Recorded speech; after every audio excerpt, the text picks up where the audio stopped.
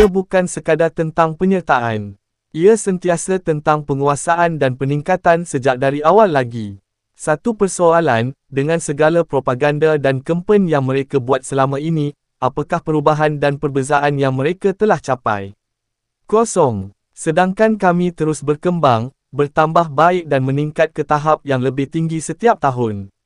Lucu apabila segelintir pesaing kami sering merungut dan mengadu kononnya mereka tidak dapat bersaing dengan kami, sehingga menghasut bahawa semua pasukan patut tarik diri dan kononnya liga ini sudah mati.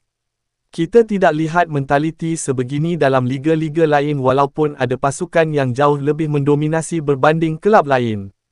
Ini memalukan dan negara jiran seperti Thailand serta Indonesia juga nampak jelas mentaliti bola sepak di Malaysia, jika tak mampu bersaing, lebih baik tarik diri. Sepatutnya kita mendesak pasukan-pasukan kita untuk bangkit, lebih profesional dan bersaing dengan kemampuan mereka. JDT juga tidak akan mampu bersaing di pentas Asia jika kita memiliki mentaliti seperti itu, kerana bajet kita jauh lebih rendah berbanding banyak pasukan lain, termasuk dari Asia Timur namun kita masih mampu menamatkan saingan di tempat ketiga daripada 12 pasukan pada musim ini. Peminat bola sepak Malaysia sepatutnya berbangga kerana JDT mewakili Malaysia dan mempunyai kedudukan yang baik di peringkat Asia. Mengikut Opta Power Rankings, kami kini berada di tempat ke-10 di Asia.